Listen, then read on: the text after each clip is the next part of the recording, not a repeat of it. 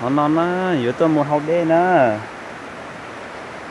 tôi một hậu đê yên kha nè, hậu đê chua nè,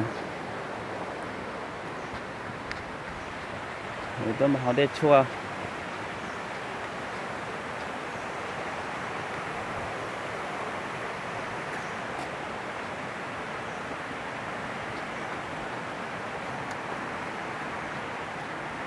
Hậu đê chua một chỗ bơ tổng nó nè, do cái bên này bỏ nó xuống nè. Ha tôi họ nó giờ muốn tôi tới chơi to xíu nó mua tỏ nó nè. Tôi mà họ đê chua nè, mua cái tỏ nó nè.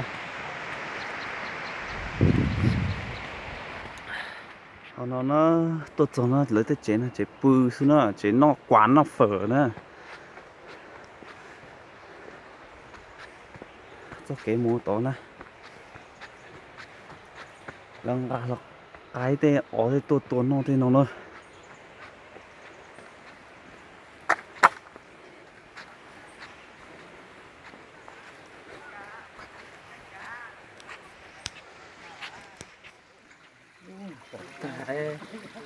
Chị ơi xin với tôi ha. Cho chào rồi cho như cười à.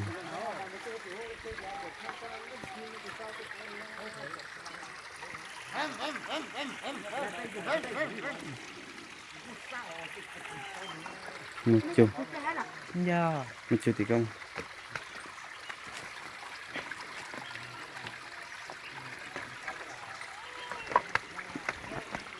Lúc họ để lúc nào xin nữa. Thì mong tôi hào là lúc nào xin nữa.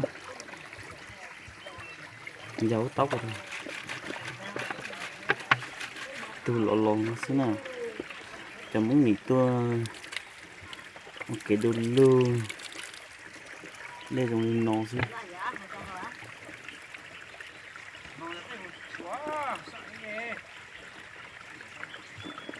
Chứ tôi nó hào xin nào. Ai mong một chiếc tua đẹp từ tua này cho nó cho cứ tì nhọn đế tua thế này cho nó lấy cái tùy hào này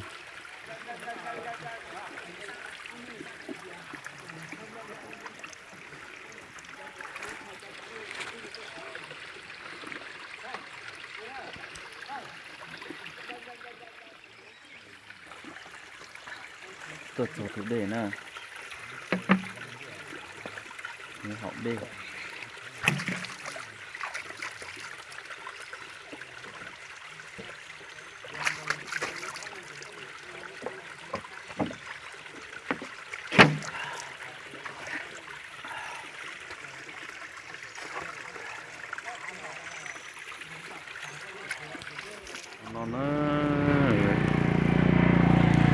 nó cho lỡ rồi trống chua nè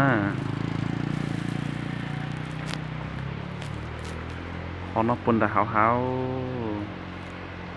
thế lúc trống chua mình chỉ trống gạo đột đi thiê